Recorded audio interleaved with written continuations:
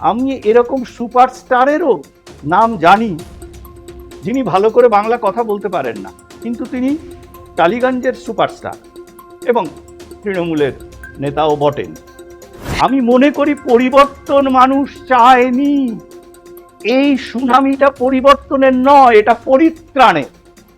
যে ব্যক্তি আমার পাড়ায় গুন্ডামি করেছে, সিন্ডিকেট করেছে, অত্যাচার করেছে, আজকে সেই ব্যক্তিকে যদি আমি 1 মাস পরে 2 মাস পরে বিজেপির মিছিলে দেখি, তাহলে যে ক্রোধটা আমার আজকে তৃণমূলের প্রতি আজকের দিনে দাঁড়িয়ে হচ্ছে, 1 মাস পরে কিন্তু বিজেপির ওই প্রার্থীকে, জয়ী প্রার্থীকে দেখলে, যার প্রতি আমার পূর্ণ সমর্থন রেখে আমি ভোট দিয়েছিলাম, তার প্রতিও কিন্তু ইকুয়ালি ওই ঘৃণা, অভিমান জন্ম নেবে।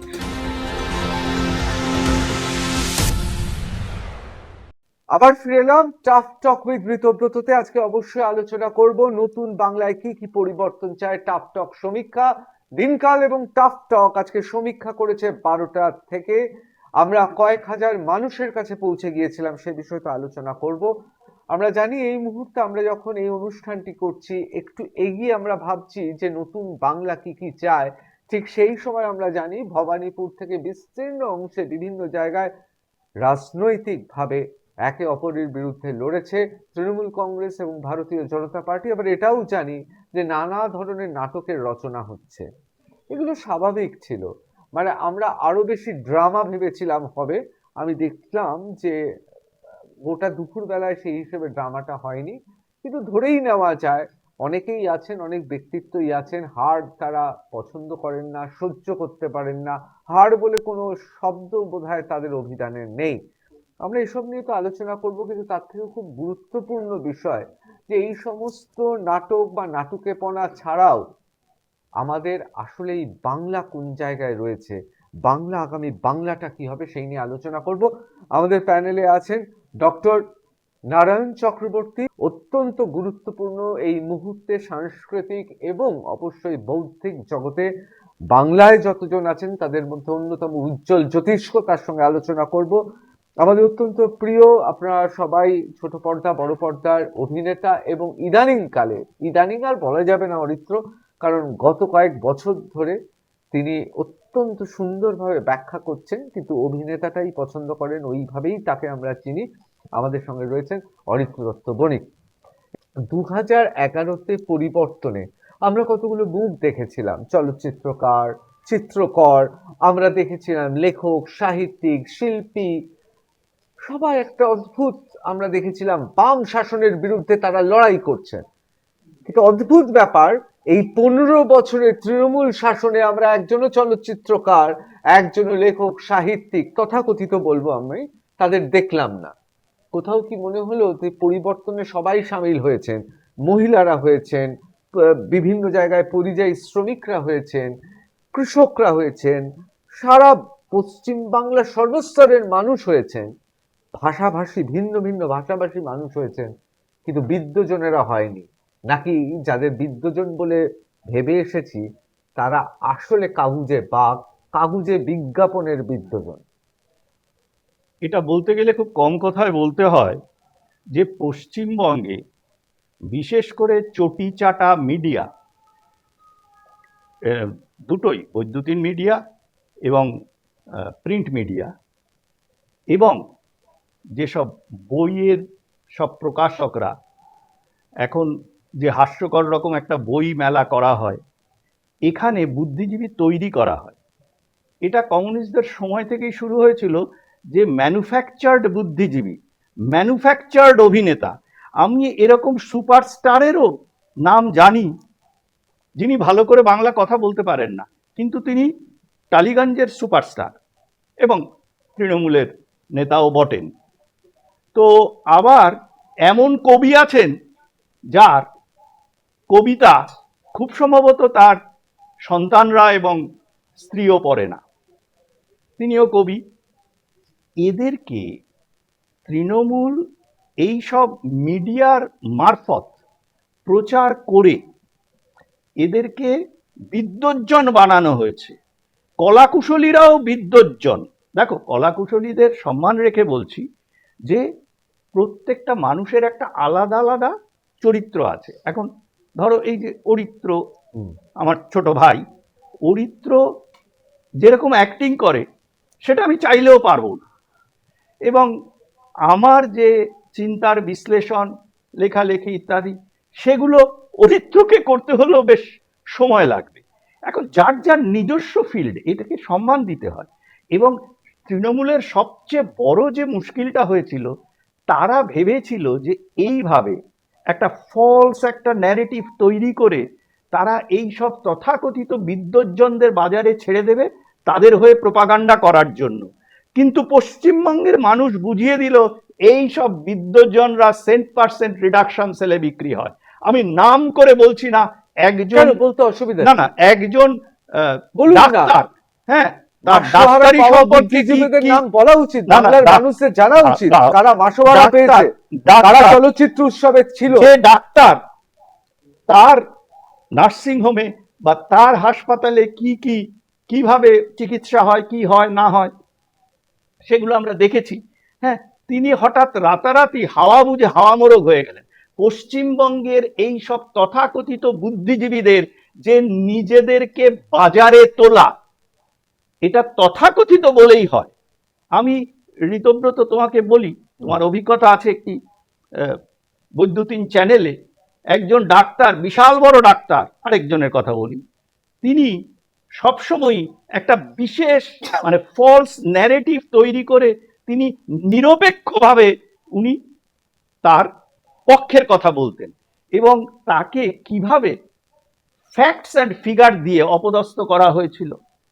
এবং সত্যি কথাটা যখন এদের কাছে চলে যায় তখন কিন্তু একটা অদ্ভুত জিনিস দেখা যায়। আমি আর খেলবো না বলে এদের যে নেত্রী, যিনি আজকে ভবানীপুরে মানে 16 রাউন্ডের পরে 538 ভোটে যখন পিছিয়ে আছেন, তখন সব ভণ্ডুল করে দিয়ে আমি চলে গেলাম। আর বাইরে এসে তিনি যে নাটকটা এটা করছেন, এই নাটকে উনি অভ্যস্ত। কিন্তু আমি বলতে চাই যে পশ্চিমবঙ্গের মানুষ বুঝেছে।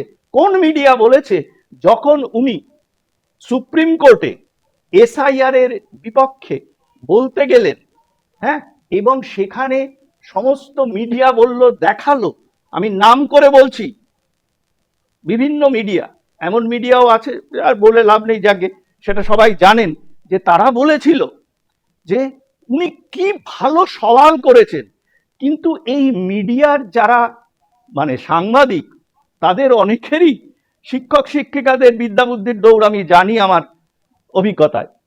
তো এরা কিন্তু কি দেখিয়েছে, উনি সওয়াল করেছেন। এরা জানে না যে সুপ্রিম কোর্টের এখন সওয়ালটা কিন্তু লাইভ টেলিকাস্ট হয়। আমরা সবাই দেখেছি যে মমতা ব্যানার্জি সেখানে মাই লর্ড, হ্যাঁ হুজুর, আমি অ্যাজ এ কমন ম্যান, এই কথাটা উনি বলেছিলেন, অ্যাজ এ কমন ম্যান আমি বলছি। মানে কি, উনি কোনো সওয়াল করেননি এবং সওয়ালের সময় যে ড্রেসটা পরতে হয়, সামলাটা, সেটা উনি পরেননি। অথচ বাইরে এসে যখন ছবি তুলছেন তখন সেই একটা সামলা জড়িয়ে উনি ছবি তুলছেন। এই যে টালিগঞ্জের যে আজকে এই ফিল্ম ইন্ডাস্ট্রির এত মানে খারাপ দুরবস্থা, তার সবচেয়ে বড় কারণ হচ্ছে ওই স্বরূপ বিশ্বাস, তাদের দলবলের দৌরাত্ম, অত্যাচার।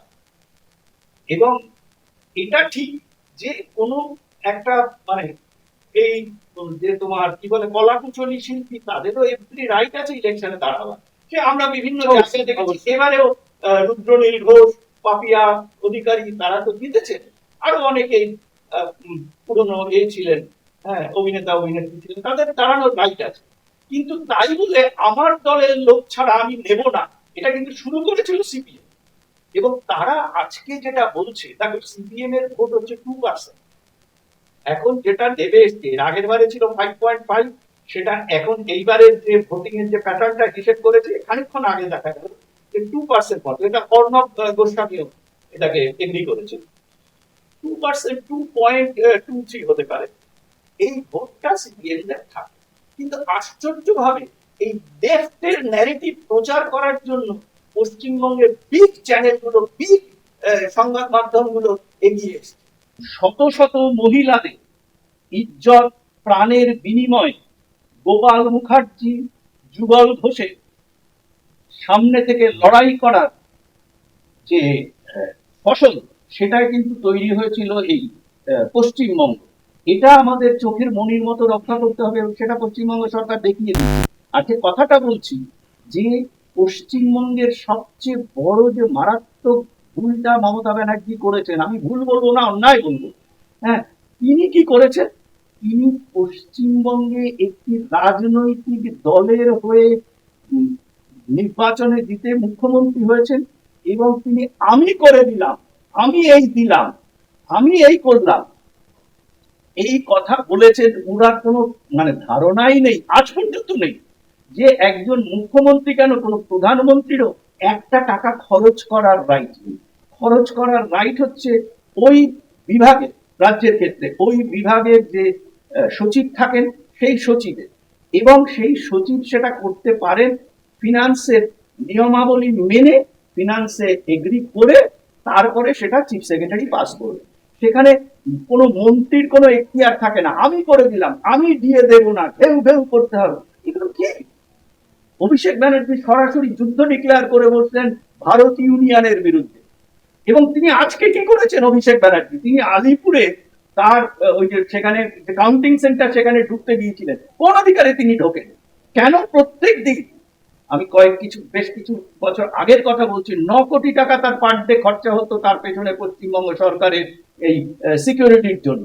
কেন থাকবে? উনি একজন সাধারণ এমপি, কেন হবে? নারায়ণবাবু, আমরা একটা তো নতুন সরকার তো একেবারে শুরু হবে, বাংলা একটা নতুন বাংলা শুরু হবে এখন। এখন এই জায়গাতে দাঁড়িয়ে কোথাও কি আপনার মনে হয় যদি জাহাঙ্গীর খান, শাহজাহান, এদের সব যদি তদন্ত নিশ্চয়ই হবে, তাহলে এই সমস্ত মাসোহারা প্রাপ্ত বুদ্ধিজীবী বিদ্বজন যারা মানুষের সঙ্গে, সমাজের সঙ্গে, ভারতীয় চিন্তা ভাবনার সঙ্গে যারা বিশ্বাসঘাতকতা করেছে, এদেরও কি বিচার হবে? দেখো, আমি তোমাকে একটা কথা বলি, এই যে বিদ্যুৎজনের কথা বললেন, 2021-এ মমতা ব্যানার্জি যখন বড় ম্যান্ডেট নিয়ে পশ্চিমবঙ্গে এলেন, তখন তোমরা সবাই হয়তো জানো যে একজন টলিউডের অভিনেতা, যিনি অনেক কিছুর জন্য বিখ্যাত, তাকে আমি ইচ্ছে করে নাম করে তার পপুলারিটি দেব না, কারণ অনেকেই মনে করে আমার মুখে তার নামটা উঠলে সে হয়তো যাতে উঠে যাবে। তো সে লিখেছিল বিশ্ব রগরানী দিবস, এবং এবারেও তার কিন্তু মমতা ব্যানার্জির সমর্থনে মিছিল, মিটিং এবং বক্তৃতা দিতে দেখা গেছে। তো এই সব নির্বোধ সুবিধাবাদী মানুষগুলো, তারাই হচ্ছে মমতা ব্যানার্জির অ্যাসেট ছিল।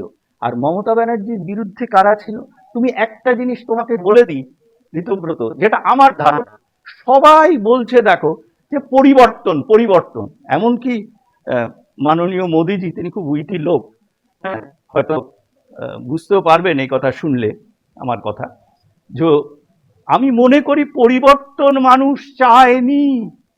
এই সুনামিটা পরিবর্তনের নয়, এটা পরিত্রাণের। পরিবর্তন নয়, পরিত্রাণ। মানুষ বাঁচার চেষ্টা করেছে বিভিন্ন রকম ভাবে। এই যে বলা হলো যে এখানে চাকরি চাকরি হয় না, চাকরির একটা পার্টিকুলার মানে নাম্বার আছে, লিমিটেশনস আছে। চাকরির জন্য তোমাকে কি করতে হবে? সে পরিবেশ তৈরি করতে হবে, কর্মসংস্থান তৈরি করতে হবে, এবং কর্মসংস্থানে পশ্চিমবঙ্গের সবচেয়ে বড় বাধা হচ্ছে এই কাটমানি। আমি বলছি যাদবপুরে আমার একটা পৈতৃক বাড়িতে আমি একটু এক্সটেনশন করব, কন্ট্রাক্টরকে খুব সাধারণ কয়েক লক্ষ টাকা দিয়ে এক্সটেনশন করানো হয়েছিল, খালি 30,000 টাকা ক্যাশ নিয়েছে।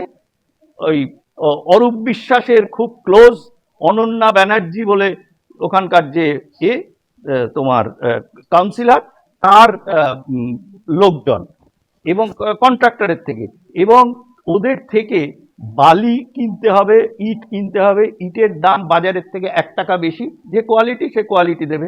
বালি 700 স্কোয়ার ফিটের টাকা দিতে হবে, পাবে 300 স্কোয়ার ফিট। অদ্ভুত একটা ব্যবসা তৈরি করেছে।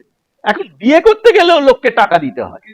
আমি আমি এই বিষয়ে আসবো, আমি অত্যন্ত গুরুত্বপূর্ণ, আমি এই বিষয়ে আসবো, আমি নারায়ণবাবুর কাছে আসবো। আমি একবার চলে যাবো মন্দিরদার কাছে, মন্দির মিশ্রা। মন্দিরদা, আমরা বাম আমলে যেসব বিদ্যুৎ দেখেছিলাম তারা পরবর্তীকালে সবুজ জ্যাকেট পরে বসে রইলে, আবার এখন যারা সবুজ জ্যাকেট পরে রয়েছেন তারা আগামীকাল তো গেরুয়া জ্যাকেট পরে আবার চলে আসবেন, কি মনে হয় মানে সমাজে গুন্ডা আর বিদ্যজন, তথাকথিত বিদ্যজন, তারা বোধহয় একই রকম ভাবে সবাই আবার জ্যাকেট বদলে নেবে?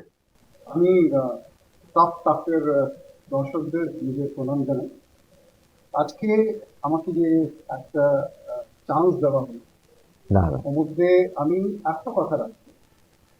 আজকের দিন যে আমরা নিঃশ্বাস নিচ্ছি, আজকে যে আমরা একটা ফিলিং নিয়ে বসে আছি, তার জন্য একজন দায়ী, তাকে আপনাকে ধন্যবাদ দিতে হবে।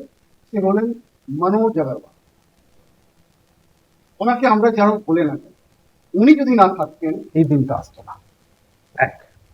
দ্বিতীয় আমি বলি আপনাকে, আমাকে 2011 ওই দিনটা মনে আছে, যেই দিন ওই 34 বছরের মানে পরে একটা আমরা নীল আকাশ দেখলাম লাল আকাশ থেকে বাদ দিয়ে। ওটা ছিল তখন এই আশাগুলো ছিল কি এটা হবে ওটা হবে সব হবে। কি হলো 15 বছর পরে আমরা কি দেখতে পাচ্ছি? আজকে আমি যেটা নিজে ফিল করেছি, 38 বছর হয়ে গেছে রাজনীতিতে। আপনি দেখবেন আমাদের ইতিহাস পশ্চিমবাংলার, কংগ্রেস ছিল প্রায় 20 বছর থেকে বেশি, তারপরে বাম এলো, তারপরে 15 বছর তৃণমূল। আমাদের যে অ্যাটিটিউড সেটা একটা লেড ব্যাক অ্যাটিটিউড, যা চলছে চলতে দাও চলতে দাও চলতে দাও। কিন্তু আজকে যে যে একটা বহু বড় একটা আমাদের অ্যাচিভমেন্ট, যে ভারতীয় জনতা পার্টি হোক জনসংঘ হোক, তার সংস্থাপক শ্যামাবাবু তিনি একজন বাঙালি। ওনার স্টেটে আমরা দেখতে পারলাম যে আজকে কমল ফুলটা ব্লুজম হলো। এটা একটা খুব বড় একটা অ্যাচিভমেন্ট। আর এবার থেকে আমরা যেটা দেখতে পারবো, আগে যেটা আপনি বললেন কি ওই কালারটা চেঞ্জ করে কাপড়টা চেঞ্জ করে, আমি আমার যে অভিজ্ঞতা বিজেপি লাস্ট এটা হতে দেবে না। বেঙ্গলের ভিশনটা আজ থেকে শুরু হবে। আর আপনি দেখবেন এখানে যেটা খুব ভালো আমি দেখলাম, মনোজ আগরওয়াল বললেন কোনো ভিক্টরি পজিশন বেরোবে না। 2021 নির্বাচন দেখেছেন কখনো নয়, প্রথমবার আমরা দেখলাম নির্ভয়ে। এটা একটা বিশাল বড় একটা অ্যাচিভমেন্ট। না কি হতো আপনি যেটা বললেন, হয়তো যেটা বলছিল ওই ইত্র দিয়ে এবারে ক্ষমতা ছিল না, এটা একটা অ্যাচিভমেন্ট। বেঙ্গল এখন আমি যেটা ভিজুয়ালাইজ করছি, next 10 years Bengal will be in the leading 10 states of West Bengal. ভবিষ্যৎটা কিরকম? আর এই যে আমাদের পশ্চিমবাংলার রাজনৈতিক ভবিষ্যৎ কি? যদি আমাদের তৃণমূল কংগ্রেস যদি ক্ষমতায় না থাকে, হ্যাঁ। এবং এই মুহূর্তে সবচেয়ে বড় খবর ব্রেকিং, আমি নাম তো বলতে পারবো না, কিন্তু ইতিমধ্যে দুজন তৃণমূল সাংসদ তারা নাকি দল পরিবর্তনের জন্য ইট পেছাতে শুরু করেছে। বুঝতেই পাচ্ছেন না কোথাও- ওটা হবে না, ওটা হবে না সাংসদ না সাংসদ ওটা হবে না, হবে। দেখুন এটা যদি আপনি এই যে আমাদের ইলেকশনটা হলো, মধ্যে একটা জিনিস আপনি লক্ষ্য করবেন, 2021-এ 147 ক্যান্ডিডেট যারা তৃণমূল থেকে এসে বিজেপিতে টিকিট নিয়েছিল, এবার কত নিয়েছে? ওই যে ভুলটা ওরা করলো, এইবারে ও ভুলটা হয়নি। আর এরা পশ্চিম বাংলায় এরা এই যে থাম্পিং মেজরিটি। অনেকে বলছেন যে নির্বাচনে মানে পশ্চিমবাংলা বিধানসভা নির্বাচনে মমতা বন্দ্যোপাধ্যায় নেতৃত্বাধীন তৃণমূল সরকার যদি না আসতে পারে, এবং তৃণমূলের যা শোচনীয় অবস্থা পরিসংখ্যান যা বলছে, তাহলে তৃণমূল কংগ্রেস চুরমার হয়ে যাবে। তাতে লাভ হবে ভারতীয় জনতা পার্টির, তার কারণ প্রধান বিরোধী দল হিসেবে তৃণমূল খাতায় কলমে থাকলেও কিছু করতে পারবে না, এবং তৃণমূলের একটা অংশ ভেঙে কংগ্রেসে যাবে এবং আরেকটা দরকার নেই, তো দরকার নেই, কেন করবো না? এরা আমরা ক্ষমতায় এসেছি, আমরা কাজ করব। না, কিন্তু বিরোধীটা কি হবে? তৃণমূলের ভবিষ্যৎ কি?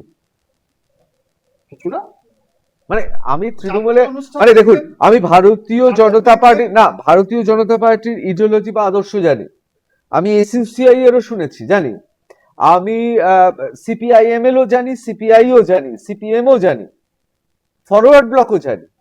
তৃণমূল এবার কোন আদর্শে এগোবে? আমরা কখনো দেখি নাটক হবে, যাত্রা হবে, কিন্তু কিছুদিন হবে, তারপরে যখন আমরা ডেভেলপমেন্ট দেখবো, প্রোগ্রেস দেখবো, সব ভুলে যাবো।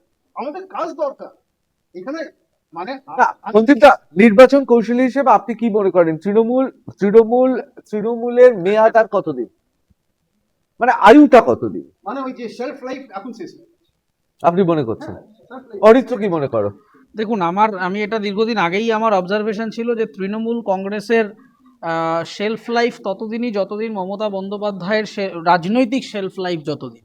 তার কারণ তৃণমূল কংগ্রেস থেকে বিচ্ছিন্ন হয়ে আমরা যদি হিস্টোরিক্যালি আসি, তৃণমূল কংগ্রেস দলটা ফর্ম হওয়া এবং তারপরে তাদের যে বিস্তার, সেই বিস্তারের পেছনে মমতা বন্দ্যোপাধ্যায় এবং পরবর্তী ক্ষেত্রে জোর করে চাপিয়ে দেওয়া অভিষেক বন্দ্যোপাধ্যায়ের মুখ বা অপটিক্স যেটাকে আপনারা বলেন, সেই অপটিক্স বাদ দিয়ে আর অ্যাজ কিন্তু দলটার মধ্যে ছিল না।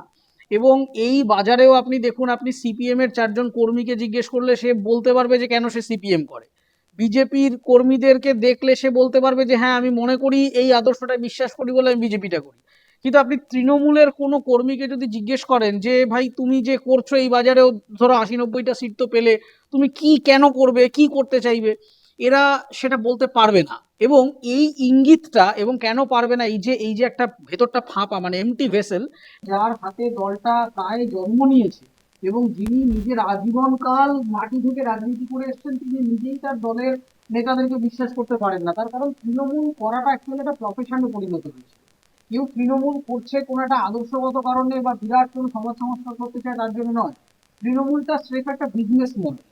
বিভিন্ন প্রফেশন থেকে একটা টাকা রোজগার করবার চ্যানেলাইজ প্ল্যাটফর্ম হয়ে দাঁড়িয়েছিল তৃণমূল।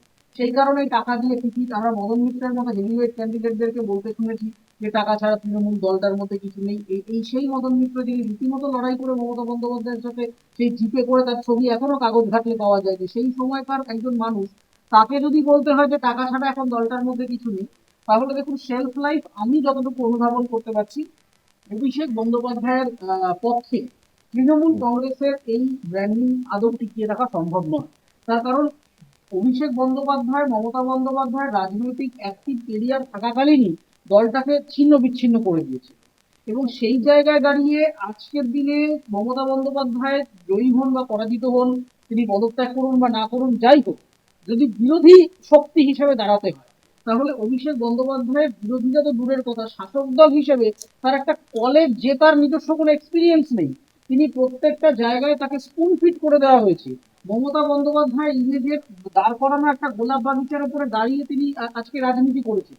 সেই জায়গায় আজকে যদি আপনাকে একটা জিনিস মাথায় রাখতে হবে যে বিজেপির সাথে এখনো পর্যন্ত মিউনিসিপ্যালিটি গুলোতে তৃণমূলের ডমিনেশন রয়েছে, পঞ্চায়েতে বেশ কিছু জায়গায় তৃণমূলের ডমিনেশন রয়েছে। ফলে আপনি যদি রাজনৈতিক বিরোধিতার জায়গাটায় আসেন, তাহলে কিন্তু বিরোধিতা করা এবং স্ট্র্যাটেজিক বিরোধিতা করা অনেক অপশন কিন্তু তৃণমূলের কাছে এখনো পর্যন্ত ওপেন রয়েছে। মানে সব চলে গেল হায় হায় কি হো তা নয়। কিন্তু অভিষেক বন্দ্যোপাধ্যায়ের পক্ষে আজকে এটা যদি মমতা বন্দ্যোপাধ্যায় আরো তার যদি 20-30 বছর কম বয়স হতো, তাহলে আমি দায়িত্ব নিয়ে বলতাম যে অসাধারণ বিরোধী রাজনীতির একটা ইকুয়েশন তৈরি হতে পারে আগামী দিনে। কিন্তু মিউনিসিপ্যালিটি, পঞ্চায়েত সহ অন্যান্য জায়গায় কাউন্সিলরদেরকেই ধরে রাখতে পারছে না। আমার কাছে রীতিমতো খবর ছিল যে অধিকাংশ তৃণমূলের কাউন্সিলর তারা নিজেরাই তৃণমূল বিরোধী ভোটে সহজ। কিন্তু আমি পশ্চিম বাংলায় বিশেষ করে কলকাতা এবং সল্টলেকের এরকম অনেক কাউন্সিলর জানি যারা কয়েকশো কোটি টাকা, হয়তো আমি ভুল বলছি, 1000 কোটি টাকা, কিন্তু মার্জনা করবেন, কিন্তু আমি যতটুকু অনুধাবন করি কয়েকশো কোটি টাকার মালিক। কিন্তু জনরোষ তো তাদের ওপর রয়েছে, তাদের এখন শেল্টার নিতে হবে। তারা তো গিয়ে এখন ভারতীয় জনতা পার্টিতে পায়ে লুটিয়ে পড়বে। কোথাও কি মনে হয় এবার যা স্ট্র্যাটেজিতে ভারতীয় জনতা পার্টি রয়েছে, তাদের কাছে কম্পালশন, তার কারণ তাদের আজ বাদে কাল গেরুয়া শিবিরে পড়তে হবে, কারণ কয়েকশো কোটি টাকার মালিক সব, মানে এরা সব মানে দুবাইতে রেস্টুরেন্ট খুলে রেখেছে আর কি। আমরা এরকম অনেক সিপিএম পন্থীকে কিন্তু তৃণমূলে যেতে দেখেছি, কিন্তু মমতা বন্দ্যোপাধ্যায় তাদেরকে সেই পরিমাণ, মানে যেটাকে রাজনীতির ভাষায় ডানা ছেটে দেওয়া বলে, সেইভাবে কিন্তু রাখা হয়েছিল। কিন্তু বিজেপিকে এটা মাথায় রাখতে হবে যে বিজেপিকে মানুষ কিন্তু একটা বিকল্প শক্তি হিসেবে দেখেছে, তারা কিন্তু বিকল্প তৃণমূল হিসেবে দেখেনি। নো টু মমতা, এই ভোটটা কিন্তু পেয়েছে পদ্মফুল। ফলে সেই জায়গায় দাঁড়িয়ে যদি আজকে যে ব্যক্তি আমার পাড়ায় গুন্ডামি করেছে, সিন্ডিকেট করেছে, অত্যাচার করেছে, আজকে সেই ব্যক্তিকে যদি আমি 1 মাস পরে 2 মাস পরে বিজেপির মিছিলে দেখি, তাহলে যে ক্রোধটা আমার আজকে তৃণমূলের প্রতি আজকের দিনে দাঁড়িয়ে হচ্ছে, 1 মাস পরে কিন্তু বিজেপির ওই প্রার্থীকে, জয়ী প্রার্থীকে দেখলে, যার প্রতি আমার পূর্ণ সমর্থন রেখে আমি ভোট দিয়েছিলাম, তার প্রতিও কিন্তু ইকুয়ালি ওই ঘৃণা, অভিমান জন্ম নেবে। তাই বিজেপিকে দেখুন, অর্থনৈতিক স্ট্র্যাটেজিক কারণে অনেক সময় বিভিন্ন দল থেকে নোক নিতে হয় হয়তো নিতে হবেও, কিন্তু এটা মাথায় রাখতে হবে যে 100-র ওপরে কর্মী খুন করেছে এই তৃণমূল কংগ্রেস, বহু মানুষকে ধর্ষণ করেছে এই বিজেপি পন্থী পরিবারের মা বোনেদের অত্যাচার করেছে, নিগ্রহ করেছে, ধর্ষণ করেছে, তাদের মৃতদেহ এবং ওই মানে রক্তাক্ত পৃথিবীটার উপরে দাঁড়িয়ে কিন্তু আজকের এই সেলিব্রেশন। ফলে সেই রক্তের দাম যদি বিজেপিকে দিতে হয় তাহলে আপনারা নিন, কিন্তু ওই ডানাছাটা পলিসিতে আসতে হবে যে সেই ব্যক্তিকে আপনি এমন কোনো ক্ষমতা দেবেন না যাতে তার থেকে আমাকে শুনতে হয় যে সে কত বড় সৎ ব্যক্তি। মানে যে চোর আমি বিশ্বাস করি সে ওই চেয়ারে বসলেও চোর, এই চেয়ারে বসলেও চোর। আপনাকে যদি রাজনৈতিক ক্ষমতা বৃদ্ধির কারণে নিতে হয় আপনি নিতে পারেন, কিন্তু চোরকে চোরের মতো করেই রাখুন। অবশ্যই, খুব ভালো। আমি নারায়ণবাবু আপনার কাছে আসবো। দেখুন, এটা তো অস্বীকার করার কোনো জায়গা নেই যে তৃণমূল কংগ্রেসের এরকম অনেক কাউন্সিলর আছে, জনপ্রতিনিধি আছেন, কয়েকশো হাজার কোটি টাকার মালিক। মানে সাধারণ কাউন্সিলর, তাদের দীঘা থেকে শুরু করে নিউ টাউন পর্যন্ত বিরাট তাদের সম্পত্তি। তাছাড়া দিল্লিতে কারোর রেস্তোরাঁ আছে, কারোর দুবাইতে আছে। এই যে এত টাকা, মানে এই টাকা তো আপনি বুঝতেই পারছেন, শুধুমাত্র স্কোয়ার ফুটে টাকা উঠেছে, কয়লার টাকা আছে, আপনার গরুর টাকা আছে, চাকরি চুরির টাকা আছে। এই যে এত টাকা তৃণমূলের যেসব নেতাদের, তারা তো এখন অরক্ষিত বোধ করছেন। তার কারণ তারা কি করে টাকাগুলো রাখবেন? তাদের আজ বাদে কাল ইতিমধ্যেই যারা উদ্যোগী তারা আগে থেকেই শুরু করে দিয়েছে, তারা গেরুয়া শিবিরে ভিড়ে যাওয়ার চেষ্টা করবে। আপনার কি মত? এই যে মানুষকে শোষণ করে তৃণমূল কংগ্রেসের যেসব কাউন্সিলর, জনপ্রতিনিধি, নেতারা কয়েকশো কোটি টাকার মালিক, তারা চলে আসলে তখন এই যে no vote to Mamata, no vote to TMC, সেই জায়গাটা রাখতে পারবে ভারতীয় জনতা পার্টি? আচ্ছা ঋতব্রত, আমি তোমার কাছ থেকে একটু 1-1.5 মিনিট এক্সট্রা সময় চেয়ে নিচ্ছি, যেটা আমার আগে বলা উচিত ছিল। যেটা আজকে আমি খুবই ভারাক্রান্ত হৃদয়ে আজকে, যে পশ্চিমবঙ্গের দ্বিতীয় স্বাধীনতা হলো এই 4 মেতে, তার জন্য যেসব অ্যাক্টিভ জাতীয়তাবাদী কর্মীরা তাদের বলিদান দিয়েছেন এবং যেসব মায়েরা তাদের রক্ত ঝরিয়েছেন, তাদের ইজ্জত লুট করা হয়েছে, এবং যে সমস্ত শিক্ষক এবং অন্যান্য কর্মচারী, তার সঙ্গে বলি যেসব অবসরপ্রাপ্ত সরকারি কর্মচারী এবং এখনো চাকরি করছেন সরকারি কর্মচারী, যাদের মানে বাবা মা সুচিকিৎসার অভাবে দিয়ে মমতা ব্যানার্জি চুরি করার জন্য, এবং তিনি ওপেনলি বয়েস্ট করেছেন যে কুকুরের মতো ঘেউ ঘেউ করবে না, অমুক তমুক, হ্যাঁ আমি দেব না, এবং কোটি কোটি টাকা খরচ করেছেন উনি সুপ্রিম কোর্টে লড়ে সেই দিয়ে আটকানোর জন্য। তাদের কে বোধহয় আজকের দিনে প্রথম স্মরণ করে তারপরে কথা বলা উচিত ছিল।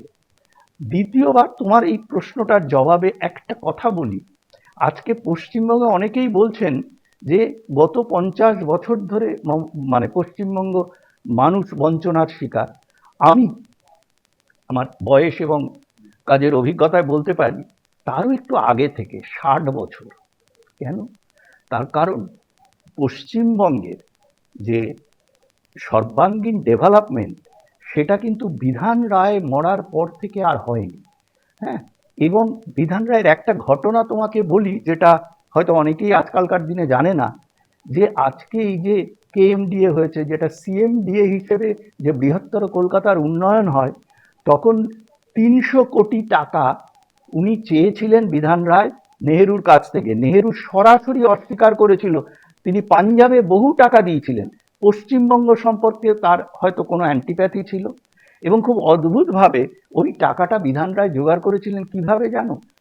জন এফ কেনেডি, তখন তিনি আমেরিকার রাষ্ট্রপতি ছিলেন, এবং উনি হঠাৎ অসুস্থ হয়ে পড়েন এবং আমেরিকান ডক্টররা তাকে কিছুতেই সুস্থ করতে পারছে না। তখন এখানকার যে ভারতের তাদের রাষ্ট্রদূত, তিনি বিধান রায়ের এই মানে ক্লিনিক্যাল এক্সপার্টিসের কথা জানতেন, এবং তিনি বিধান রায়কে খুব রিকোয়েস্ট করেন। বিধান রায় তখন ওই ওনাকে ছবিতে দেখে এবং সব সিমটামগুলো ওনার ডাক্তারদের থেকে শুনে উনি ওনাকে প্রেসক্রাইব করেছিলেন ওষুধ, এবং তাতে কয়েক সপ্তাহের মধ্যে কেনেডি সুস্থ হয়ে ওঠেন। এবং আমেরিকান ডাক্তাররাও তখন জানলেন যে ভারতবর্ষে এরকম একজন ক্লিনিশিয়ান আছেন। এবং তখন এটা অনেকেই জানে না যে তখন বিধান রায় কি চেয়েছিলেন জানেন? ওই 300 কোটি টাকা, এবং PL 480 ফান্ডের থেকে 300 কোটি টাকা তখন পশ্চিমবঙ্গকে দেওয়া হয়। কমিউনিস্টদের যে একটা মানে কি বলবো, মানে সর্বক্ষয়ী একটা আন্দোলন শুরু হলো, হিংসা শুরু হলো, মলোটভ ককটেল ছোড়া হচ্ছে এবং ব্যক্তি আক্রমণ। এটা কিন্তু প্রথম, আজকে মমতা ব্যানার্জিকে আমরা ব্যক্তি আক্রমণের কথা বলছি, কমিউনিস্টরা কিন্তু ব্যক্তি আক্রমণ শুরু করে। অতুল্য ঘোষের একটি চোখে তার দৃষ্টিশক্তি ছিল না বলে তাকে কানা অতুল্য বলা হতো। এবং ইন্দিরা গান্ধী, সে আমাদেরও যথেষ্ট সমালোচনার মানে তার প্রাপ্য, এবং আমরা করিও।